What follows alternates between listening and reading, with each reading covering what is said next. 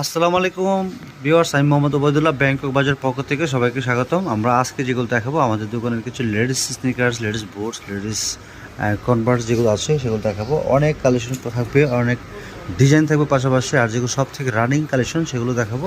আর এগুলোর মধ্যে প্রচুর ডিজাইন আছে, এখানেতে অনেক অনেক ডিজাইন দেখাবো আর সবগুলো কিন্তু দেখানোর চেষ্টা করবো। আর প্রাইস এবং সাইজ বিস্তারিত বলে দেওয়ার চেষ্টা করবো।